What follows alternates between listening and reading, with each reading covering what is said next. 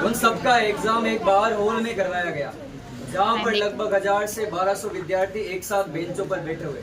वहाँ पर एग्जाम चल रहा था। उन्हीं के बीच में एक बढ़िया सी फैमिली से बिलोंग करता हुआ एक लड़का भी बैठा हुआ था, जिसके हाथ में बढ़िया सी एक वॉच, वही पहन कर बैठा हुआ। अब वो क्या करता है, वहाँ से चला जाता है कहाँ पर, वॉशरूम करने के लिए। बाकी सब विद्यार्थी वहीं पर बैठे हैं। जैसे ही वो बाहर जाता है और फिर वापस उसकी बेंच पर आता है, तो वो देखता है कि अपनी वॉच वहाँ पर नहीं, उसकी वॉच कहाँ हो गई, चोरी। लेकिन अब बताओ, बाहर से कोई स्टूडेंट न तो आया, न कोई स्टूडेंट उसके अलावा उठ करके गया। तो इसका मतलब शिक्षक को भी ये पता चला कि वो कहीं न कहीं विद्यार्थी ने चोरी करी, है ना, चोरी।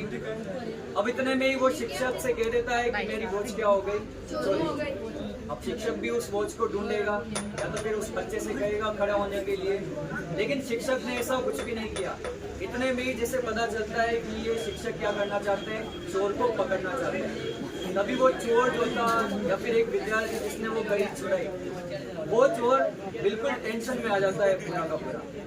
वो सोचता है कि अगर इसने शिक्षक ने मेरे बारे में कुछ कहा या फिर मेरा नाम लिया कि वो घड़ी मैंने चुराई है, तो उसकी इंसल्ट होती नहीं होती, बताओ। ये सोच सोच करके वो इतना घबरा गया, घबरा करके वो सोचने लग गया था कि अगर शिक्षक ने मेरा नाम ले दिया कहीं गलती में इन सारे बच्चों के सामने, तो मैं घर जा करके कुछ ना कुछ क्या कर लूँगा गलत से। इतना वो टेंशन में हो गया। लेकिन शिक्षक थे, उन्होंने अपना दिमाग लगाया और उन्होंने क्या योजना बनाई कि वो जो जितने भी विद्यार्थी बैठे थे उन सबकी आंखों पर क्या बांध दी, अब पट्टी बांधते, किसी को भी कुछ भी नहीं पता। वो शिक्षक जाते हैं और एक एक की तलाशी लेना शुरू करते हैं। जैसे उस चोर के पास में से वो वॉच मिलती है, उसको लेकर के आ जाते हैं, फिर पट्टियां क्या कर देते हैं, खोल देते हैं। वो जिसकी वॉच थी उसको लौटा देते हैं। इतने में वो जो चोर था वो खुश हो जाता है।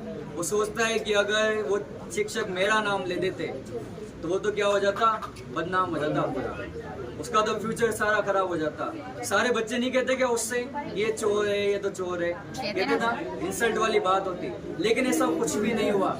शिक्षक की ये सब बातें सोच करके, ये सब योजना सोच के वो आगे और प्रगति करने की सोचता है और आगे जाकर के अपनी लाइफ में वो जिले का एक बहुत बड़ा बिजनेसमैन बन जाता है, जिसको पूरे जिले में जानते हैं वो सब। तो आगे जाकर के धीरे धीरे जब विद्यालय और समिति बड़ी होती है, वो लड़का भी बड़ा होता है, बिजनेसमैन बन जाता है, तो विद्यालय में एक प्रोग्राम रखा जाता है वापस।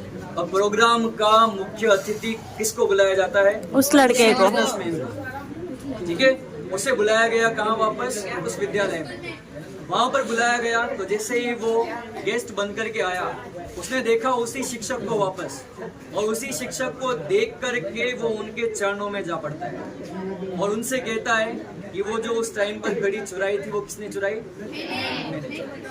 मैंने नहीं चुराई, किसने चुराई थी ना, किसने चुराई है। लेकिन क्या होता है, शिक्षक क्या जवाब देते हैं कि मुझे भी पता नहीं था वो घड़ी तुमने चुराई। क्यों नहीं पता था उनको, उन्होंने खुद की आंखों पर भी क्या बांधी थी, क्योंकि वो खुद भी नहीं चाहते थे कि उनके सामने, उनकी नजरों में कोई भी विद्यार्थी ऐसा बने कि चोर है। वो खुद भी नहीं चाहते थे इस बात को। इतना ही सुनकर के वो एक बार फिर उनके चरणों में पड़ जाता है। अब इस कहानी से हमें शिक्षा क्या मिलती है, एक तो हमें चोरी नहीं करनी। एक शिक्षक वो है, एक सही शिक्षक वो है जो किसी भी विद्यार्थी की इंसल्ट नहीं करेगा दूसरे विद्यार्थियों के सामने, ना कोई होने देता है।